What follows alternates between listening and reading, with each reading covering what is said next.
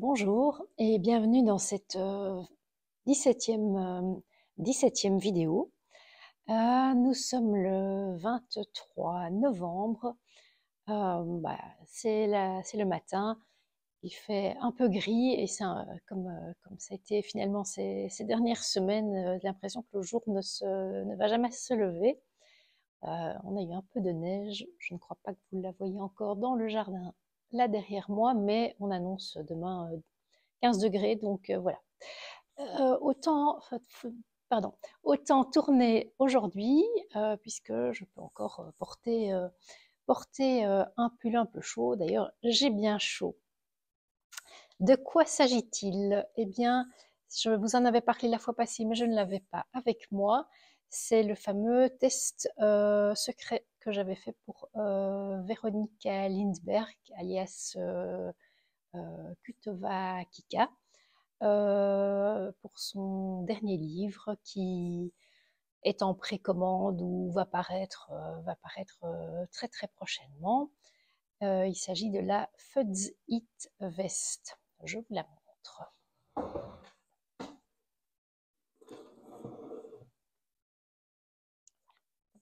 Pantalon de pyjama en dessous. Et le week-end.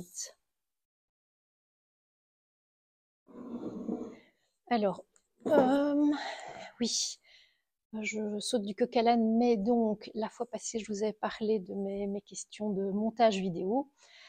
Finalement, j'ai fait le montage sur iMovie. C'était la première fois que je l'utilisais. Donc voilà, je sais mettre des textes en dessous, mais je n'ai pas encore réussi à intégrer des photos, si ce n'est en coupant ma vidéo, en mettant un petit film ou une image, et puis en continuant la vidéo. Donc ça va être mon objectif pour cet après-midi.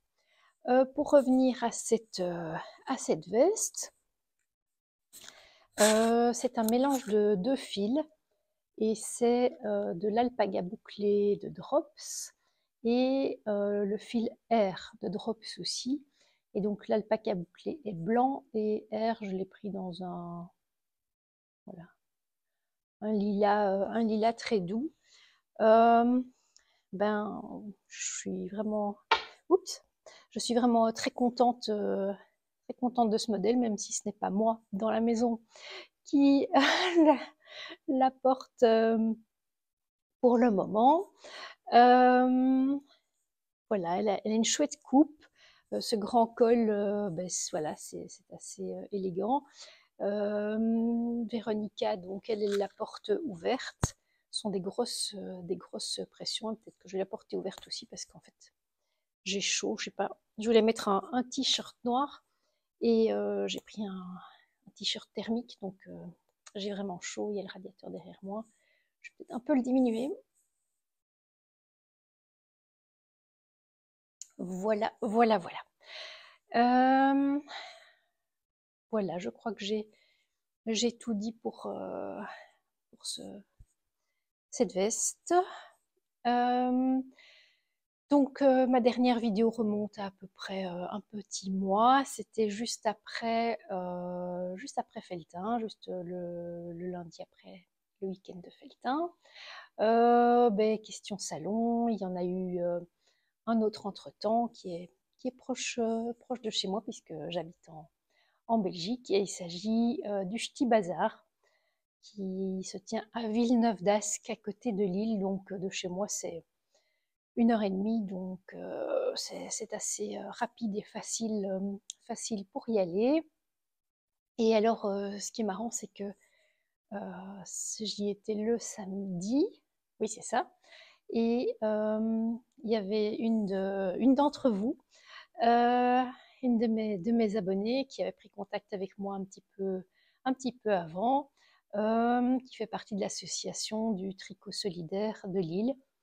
Et donc, leur demande, c'était de récolter des laines, des fils pour qu'elles puissent les tricoter et alors les donner, entre autres lors de leur maraude, à des sans-abri dans la rue, voilà, des personnes en difficulté.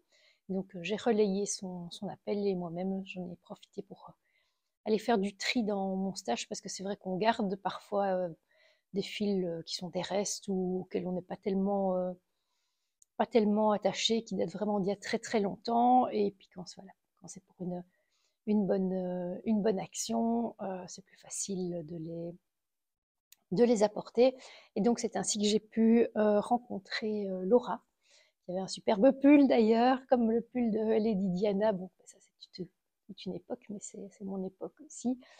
Le fameux pull avec les moutons, c'était tous des moutons blancs, et puis il y avait un mouton noir.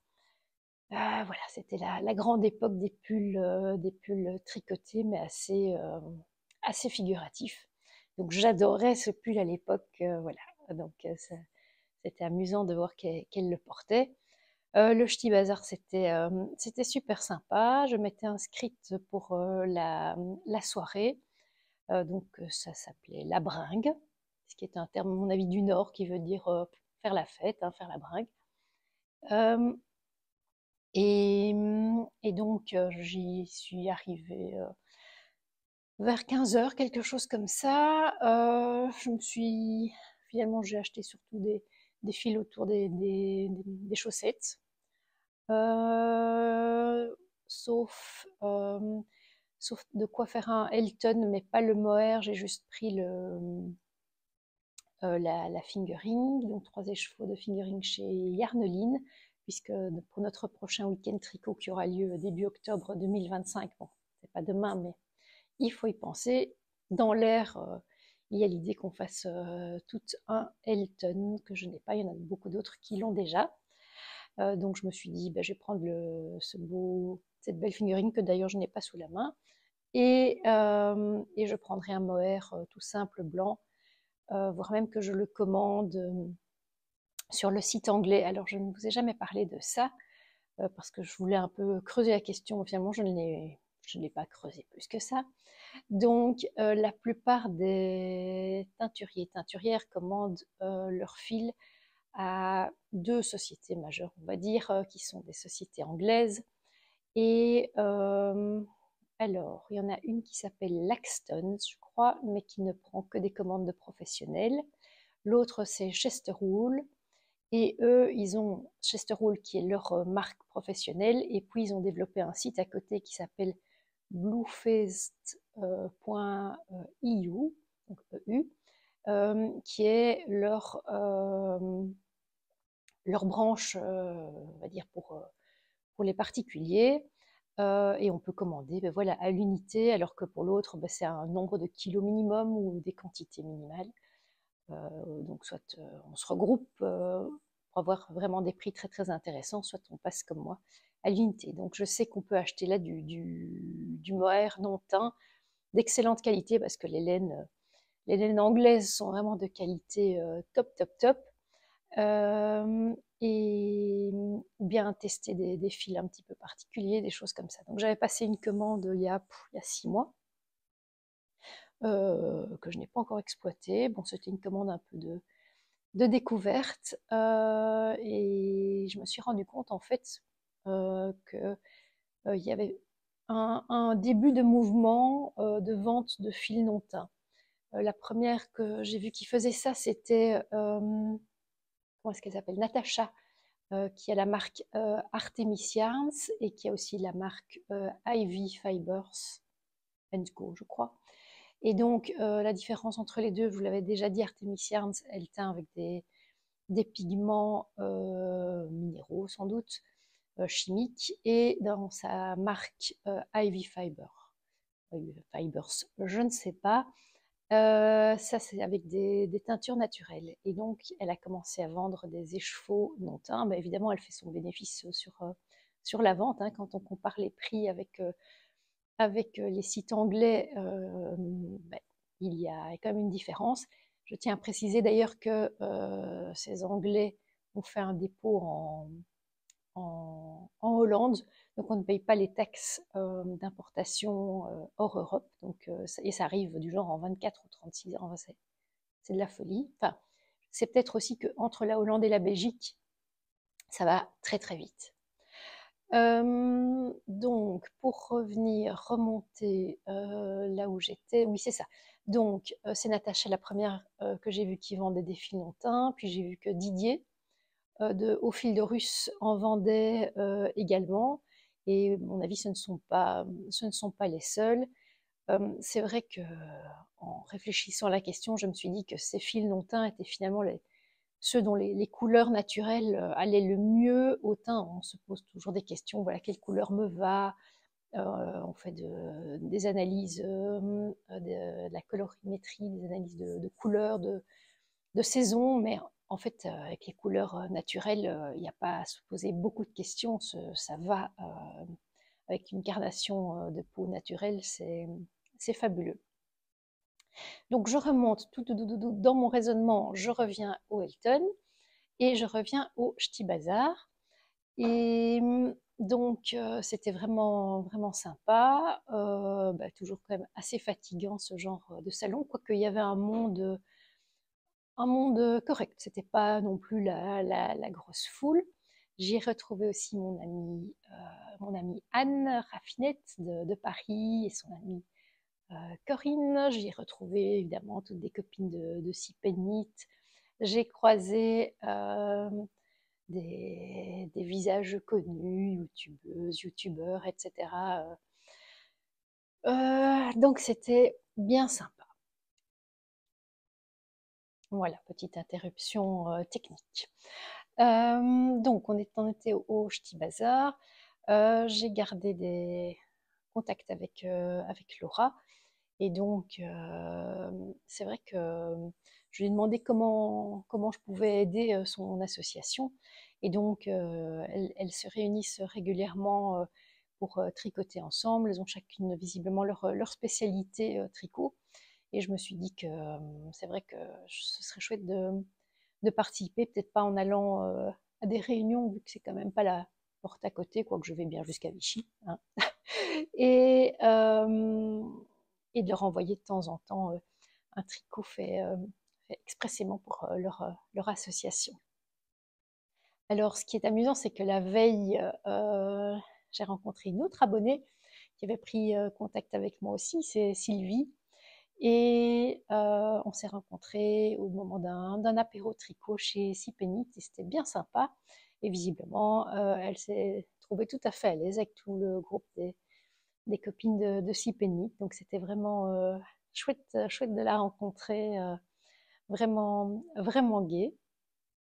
Qu'est-ce que j'ai terminé? Alors j'ai terminé, voilà, le Gogo Dynamo.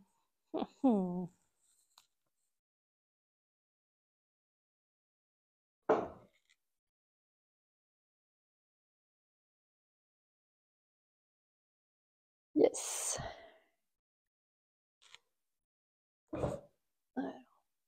Si je le mets autour de mon cou, je suis pas sûre qu'on voit grand chose. Là, il est énorme, hein. Façon les châles de Steven West. Et donc, par rapport aux dernières fois, je m'étais un petit peu arrêtée pour m'occuper de tests dont je vais vous parler. Et j'aimais tellement cette couleur lilas aussi. J'étais un peu frustrée que finalement elle apparaisse mieux à l'arrière. Finalement, je préférais l'arrière que l'avant, avec plus de blanc, moins d'orange, celui-là, que, que j'ai fait la bordure comme ceci pour qu'on le voit bien. Et j'ai utilisé mon mohair puisque c'était une bande en mohair presque jusqu'à la fin. Donc il ne me restait pas assez pour faire une bande supplémentaire, sinon je l'aurais fait. Donc, voilà. Je suis super contente. Je n'ai pas encore fait de photos, de photos finales. Voilà, parce qu'il faut un peu d'inspiration pour le faire. Ouais, je l'aime bien. Il est beau. Super. Je suis contente. Alors, et donc pour rappel, c'était un combo de fils de Woke que j'avais acheté sur le site de la boutique Steven et Pénélope. Et le mohair en contrastant, c'était du glow hair, donc le mohair de Steven West en Westwool. Et donc, doum doum doum, je vais réutiliser ces couleurs parce qu'il m'en reste encore pas mal de ce combo de Woke pour... Je vous avais parlé du petit Tsutsuber. Voilà, j'ai terminé, je n'ai plus qu'à le... Il a même été lavé, qu'à le rembourrer et puis fermer son entrejambe. Et je vais lui faire un pull blanc et orange, rose pâle et orange, pour me souvenir que je l'ai fait à la période du MCAL. Alors, pourquoi je ne l'ai pas encore rembourré? C'est parce que quand j'ai fait ma tortue, là je dis la tortue, donc ce sont des modèles de Cynthia Vallée, je me suis rendu compte que j'aurais pu plus rembourrer le ventre par rapport à la taille du vêtement. Et donc c'est de ça qu'ici j'attends d'avoir fait le vêtement pour finir de le rembourrer. Je pourrais déjà un peu le rembourrer, mais bon, j'aime bien faire les choses à fond une fois qu'elles sont lancées. Donc voilà, il est tout mignon. Il est en alpaga de drops que j'avais dans mon stock, le museau aussi. La seule chose, c'est que je trouve que son nez, là, il était un peu pointu, là. Il aurait été mieux d'être un peu plus plat. Mais bon, voilà. L'important, c'est qu'il ait une bonne expression. Bon, c'est le cas. Coucou. Il est trop chou. Ah, une petite queue, hein, puisque c'est un vrai ours. Voilà. Donc lui, prochaine étape, c'est faire le petit vêtement et ensuite le rembourrer et il sera terminé. Donc voilà. Alors ce que j'ai aussi terminé, c'est la fameuse paire de chaussettes du train. Donc là, ça y est, c'est bon. Donc ça, c'était un fil de la Mondim, pelote que j'avais acheté chez Sipenit. Alors c'est marrant parce qu'ici, en fait, on se dit, c'est le même nombre de mailles par tour, hein, 64 mailles, 64 mailles, mais elles se mettent pas de la même manière, comme si j'avais une tension différente. Bon, tout est possible. Donc elles ne sont pas encore lavées, je ne les bloque pas. Voilà, ça viendra quand je devrais faire une machine et encore quand je les aurai portées. Vous vous souvenez que je ne porte jamais beaucoup mes chaussettes. Autre chose adorable, terminé.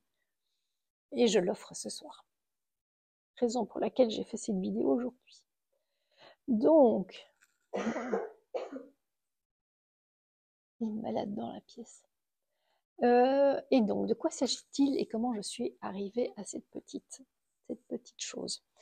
Alors, il s'agit du Sashiko Jacket de Leila Yang, je crois. Donc, Leila, c'est la teinturière derrière la marque King Fiber. Donc, c'est à mon avis, c'est une chinoise qui est basée à Londres. Et elle fait des choix, des longs ongles de folie, elle fait des couleurs un peu folles. Et j'avais regardé la vidéo de Miglise qui fait des vidéos YouTube. Et dans le cadre du CAL olympique, le CAL olympique de... oh là, les noms ne me reviennent plus comme ça, mais bref, vous vous souvenez que j'avais fait un CAL olympique cet été. J'avais vu que Lise faisait une veste un peu de folie de cette designer et teinturière. Et donc, veste que j'avais repérée parce qu'elle était dans un livre de patron de la bien-aimée. Et donc, j'ai été un petit peu creusée pas sur le site, mais sur le Ravelry de la designer. Et je suis tombée sur ce patron qui est un de ses tout premiers patrons. Et je me suis dit, mais ça, c'est vraiment trop mignon. Je viens de voir il y a un jour ou deux, parce que je suis tombée sur une pub Instagram, que visiblement sur son site, elle a d'autres patrons qui ne sont pas sur Ravelry et qui sont aussi des patrons pour petits-enfants, etc. Bon, là, je n'ai pas encore exploité parce que pour moi, tout doit être dans Ravelry. C'est difficile quand il y a des choses, ailleurs. Et donc, j'avais un écheveau de son fil qu'elle utilise ici. Il n'y a qu'un écheveau, et encore je ne l'ai même pas terminé, parce que l'hiver passé, je voulais faire une cagoule, alias une balaclava de Steven West, qui était en brioche avec à l'intérieur ce fil-là. Bon, je n'ai jamais finalement fait cette cagoule, hein, c'était pour partir au Canada. Et donc je me retrouvais avec cet écheveau, donc c'était parfait. Et en contrastant, j'ai d'abord commencé avec un fil fingering rose, qu'on ne voit même pas, d'une couleur, enfin c'est un écheveau que j'ai acheté chez Trellis au Ch'ti Bazar pour ce projet, mais on ne le voit absolument pas. Je le garde, hein, il est beau, c'est en plus un fil à chaussettes. J'ai utilisé un fil de gros mohair qui me restait du pull Maria que j'ai testé pour Alice Summer, dont je vous ai parlé dans ma vidéo précédente. Mais là, on ne voit rien non plus. Finalement, je suis partie sur de la Wool Dreamers, la Manchelopi que j'avais dans mon stash, que j'ai aussi acheté chez Cipenny, où on trouve des merveilles. Alors bon, pour la première fois, là, je me suis un peu trompée, ça a été, et puis là, je l'ai bien fait. Donc c'est assez amusant, on commence par le bas, on fait un rectangle, et puis en fait on monte des mailles, on continue, on monte des mailles, et donc en fait on tricote, comme ceci. Puis ben, on passe en côte 1 pour faire la bordure, et puis ici on relève des deux côtés pour faire des espèces de mini-manches. Et donc c'est super, super rapide à faire. Je l'ai commencé un matin et le lendemain soir c'était déjà terminé. Entre les deux, il y a eu le Ch'ti Bazar ou quelque chose du style. Donc voilà, quelques heures et on a une petite merveille de douceur que je vais offrir tout à l'heure. Alors, je vous ai aussi parlé la fois passée de chaussettes pour bébé. Et donc, je l'ai arrêté, mais je ne l'ai pas détricoté. C'était pour vous la montrer. Doucement pour la table.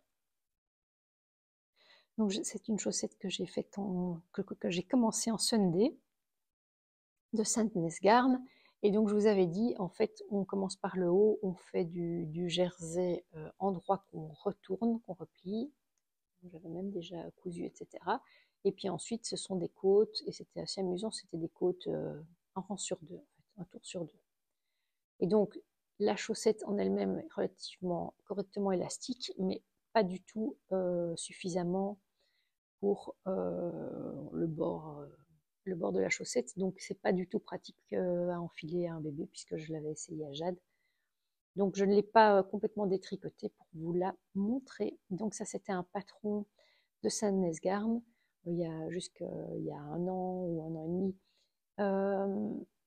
Il faisait des espèces de magazines, enfin, oui, c'est ça, de brochures de patrons. Et c'était un spécial bébé avec un patron de chaussettes parmi d'autres qui m'avait bien plu. Donc voilà, ça retourne dans les profondeurs obscures de mon stash. Qu'est-ce que j'ai encore autour de moi? Alors, je vous avais aussi dit que j'avais repris mon glittering.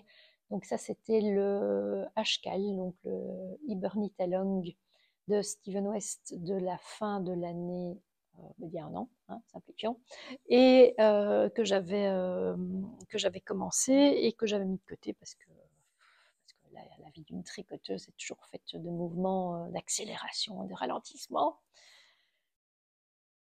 Je vous le montre. Voilà, et donc je le tricote en Holzgarn. Celles qui ont vu mes vidéos depuis le début s'en souviennent, donc de la super soft pardon, de Holzgarn. Et je suis vraiment à la fin puisque j'en suis à la bordure. Hop, hop, hop, hop, hop, hop. Voilà. Est-ce que c'est l'endroit? Est-ce que c'est l'envers? Oui, voilà. Ça, c'est l'endroit. Voilà. Et donc, j'ai bien entamé la bordure. Je crois que j'avais mis un petit marqueur pour me souvenir de là où je m'étais longuement arrêtée. J'ai dû oublier à quoi il servait et l'enlever, hein. Ah non, il est là.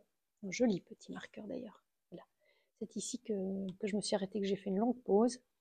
Et puis je l'ai repris en une fois j'ai fait tout ça. Et maintenant, la bordure. Et c'est assez chouette puisque je la reprends et en fait c'est un rouge Noël, donc c'est tout à fait de saison. Alors là, c'est une belle pièce, hein. Voilà, voilà, voilà. Et, euh, et voilà. Donc, lui va avancer, je vais le terminer, puisque mon état d'esprit du moment, ben, c'est essayer de ne pas recommencer de nouveaux projets. Les projets pour bébé ne comptent pas. Essayez de ne pas reprendre de test parce que je vais vous dire pourquoi. Et donc de terminer ce que j'ai sur mes aiguilles, et ça tombe bien avec l'esprit du Lénathlon. Le Lénathlon, j'ai déjà fait l'année passée, peut-être bien l'année d'avant aussi. Qu'est-ce que c'est? Alors c'est un groupe sur Ravelry, le groupe s'appelle les Boutiqueuses. Vous allez dans les forums, vous regardez, vous cherchez, ou dans les groupes, je ne sais pas très bien, les Boutiqueuses. On peut s'inscrire jusqu'au 15 décembre. Et donc en fait, ce sont comme des épreuves de longueur. Mais donc la longueur, c'est le nombre de mètres. Et donc c'est un peu une course contre soi-même. Il faut estimer combien de milliers de mètres on fera entre le 1er décembre et le 1er mars. Terminer des ouvrages, ça compte. Mettre des boutons sur un ouvrage, ça compte. Rentrer les fils, ça compte. Donc du coup, je suis en train de me dire, il reste quelques fils sur mon Gogo Dynamo, ça pourrait compter. Je vais réparer un plaid là que j'ai tricoté, qui a déjà subi, je vous avais montré une deuxième attaque de mythe, ça va compter. Et donc voilà, l'idée c'est de rentrer bien sérieusement sur notre poste initial, toutes nos réalisations, et puis à la fin, grand décompte. Et j'ai de la chance parce que l'année passée et l'année d'avant, j'ai été chaque fois tirée au sort et que j'ai gagné des beaux cadeaux. Donc cette année, c'était... Ah, oh là là, purée. J'ai un trou. Donc c'était un kit de laine à chaussettes que j'ai été chercher à Namur. Je vous en ai parlé la fois passée, je crois. Et l'année d'avant, c'était aussi un kit de laine à chaussettes de Arco Iris Yarns. Donc vraiment des chouettes cadeaux, une chouette organisation. Donc voilà, je vous invite à participer parce qu'en fait l'idée c'est plus voilà, de se motiver, d'être dans un groupe chouette, de voir ce que font les autres, ça donne des idées, c'est gai, c'est gai, c'est gai, c'est gai. Qu'est-ce que j'ai encore autour de moi? Alors, ça c'est fait. Alors, ici, je vous montre. Donc, c'est un calendrier de l'Avent d'il y a quelques années. C'est pas celui de l'année passée, je crois que c'est celui de 2022, de Julie Ja. Donc, Julie Ja, c'est une boutique à Anvers. Donc voilà, elle a fait un calendrier de l'Avent il y a 2 ans où il fallait chaque jour, à mon avis, tricoter un petit, c'est pas vraiment un petit objet, oui, c'est un mini ouvrage. Donc il y avait des moufles, des petits pulls, des petits chapeaux, des mini chaussettes. L'année passée, j'ai fait une moufle. Je me suis dit cette année, je me suis même mis un rappel au 1er novembre, Nathalie, tu t'y mets et tu essayes de faire chaque jour en tout novembre une pièce tricotée. Eh bien, je n'ai pas commencé. Et donc je me dis, ben, il me reste, si j'en fais une cette année, il me reste une vingtaine d'années pour terminer mon calendrier de l'Avent. Donc voilà, aucun stress. Et le fil utilisé, c'est je regarde, de la crème que Reborn Wool, qui est franchement sèche, bonne pour des ouvrages pareils, mais sur la peau, c'est peut-être un tout petit peu moins agréable, quoique. Moi, je suis pas quand même une trop difficile. Ma sœur Brigitte, qui est passée à la maison, qui a touché, trouvait ça presque agressif, mais bon, je n'en suis pas, je suis pas aussi extrémiste. Voilà. Alors, un beau projet sur lequel je suis pour le moment, c'est un duffel-coat pour Jade. Donc, Sophie, sa maman, m'avait contacté parce que je vous avais peut-être montré ou pas. Non, parce que c'était avant mes vidéos. Je lui avais fait une grande combinaison d'une pièce tricotée, évidemment, et qui commence à devenir un peu petite. Et elle avait envie que je la lui retricote. Je ne trouve pas ça si facile que ça pour les bébés. Et en fait, entre-temps, elle en avait acheté une d'occasion, mais pas tricotée. J'ai vu quand même que c'était du synthétique. Et j'ai vu aussi qu'elle avait un petit manteau taille 9 mois, mais style duffel-coat. Et je me suis dit, bah, je vais lui tricoter un petit manteau taille 1 an. J'ai trouvé un modèle de Debbie Bliss, une grande designer anglaise qui produit un nombre de patrons impressionnant.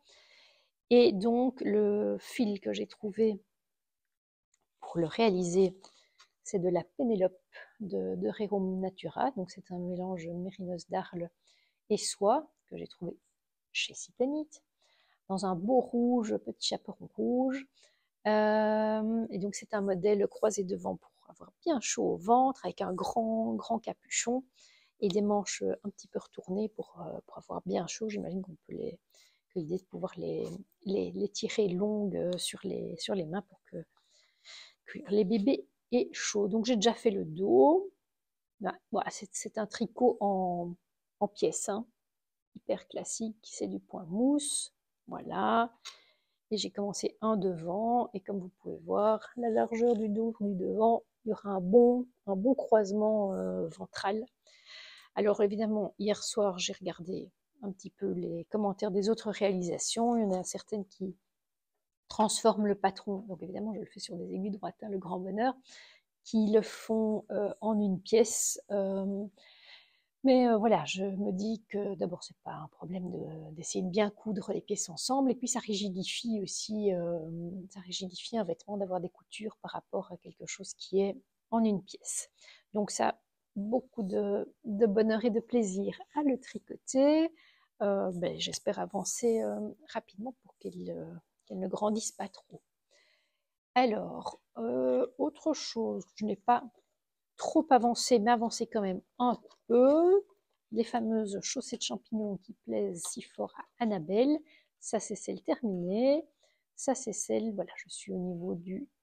J'ai passé le talon, je suis dans le gousset. J'avance, je progresse. Celle-ci devrait prendre le relais de mes chaussettes train. Mais comme je suis encore dans mes diminutions, j'ai pris un livre, carrément. Oui, soyons fous, plutôt qu'un tricot. Oui, et alors pour faire une petite digression, là je suis quand même un peu triste parce que je ne lis pas assez, je n'arrive pas à décrocher du tricot et à lire. Mais là, ça y est, j'en ai un qui me plaît, qui est pas récent, c'est Petit Pays de Gaël Fay. Et je crois que c'était un prix Goncourt des lycéens, c'est toujours une bonne référence. C'est qu'avec le prix Goncourt des lycéens, par exemple, avait mis en évidence Laurent Godet quand il a commencé à être un peu connu. Et voilà, ça me plaît bien. Ça me fait du bien de lire. Alors, a aussi un petit peu avancé, mais pas beaucoup, mais je vous le montre parce qu'il y a une petite avancée. C'est le fameux col, les légendes d'automne. Voilà, on avance très très gentiment. Ah oui, parce que pourquoi? On va essayer que cette vidéo ne soit pas trop longue, mais pourquoi? Je vous explique pourquoi j'ai une grosse déconvenue.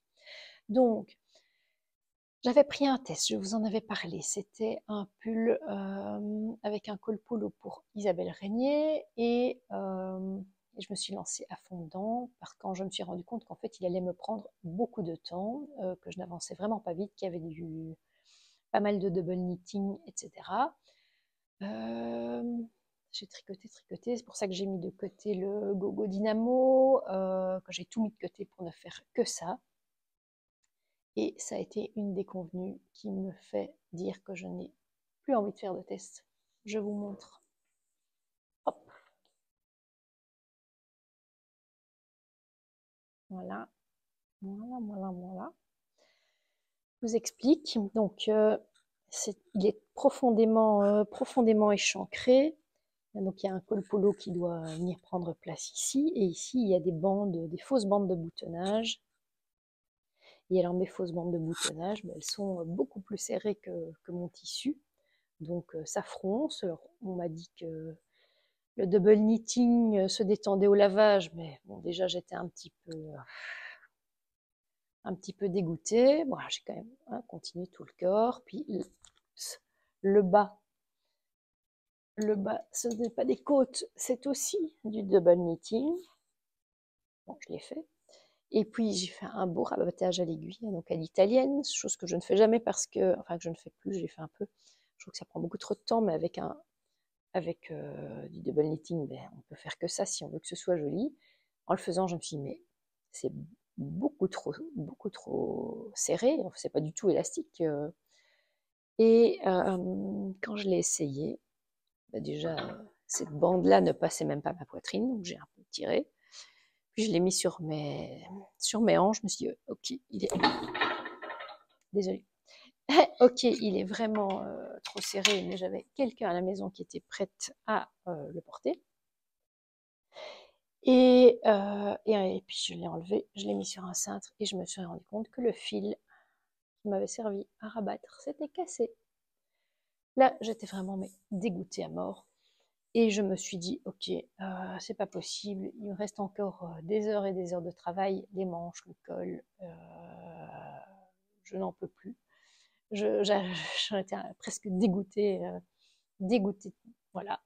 Et donc j'ai contacté la designer pour m'excuser, mais lui dire que j'abandonnais le test. Elle m'a heureusement répondu très rapidement et très correctement, donc ça m'a soulagée, mais là franchement,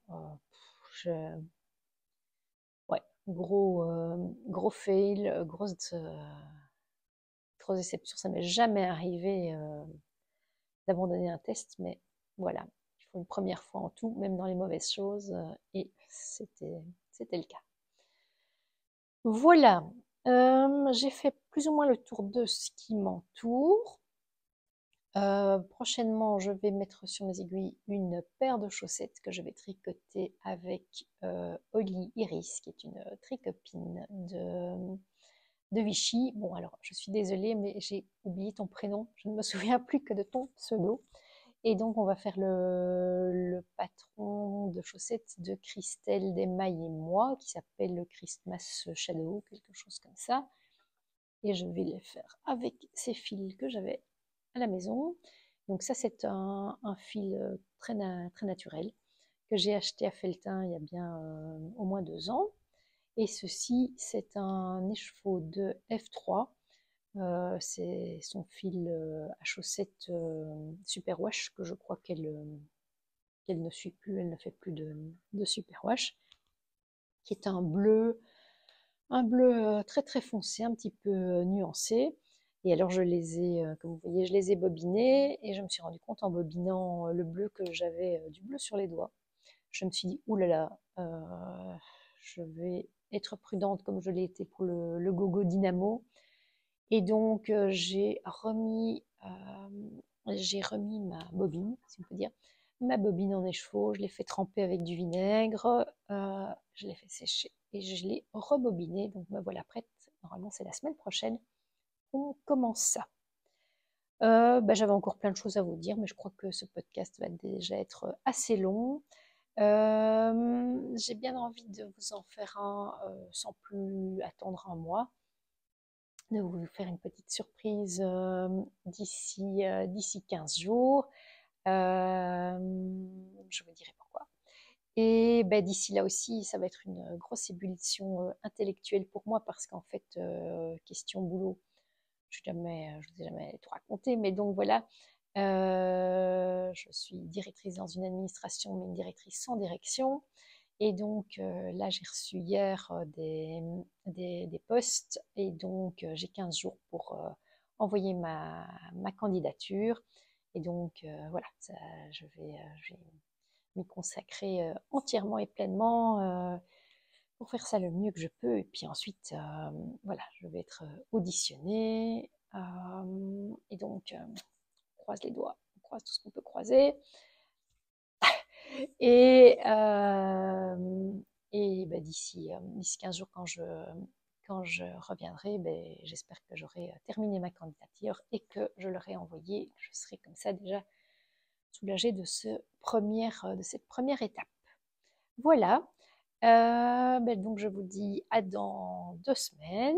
D'ici là, portez-vous bien, tricotez bien. Je suis désolée si j'ai oublié de dire ou parler de choses qui vous intéressent, mais ce sera pour une prochaine fois. N'hésitez pas à me mettre un petit commentaire. N'hésitez pas à vous abonner aussi, parce que ça fait toujours voilà, ça fait toujours plaisir. Et puis je vous dis à bientôt. Bye bye.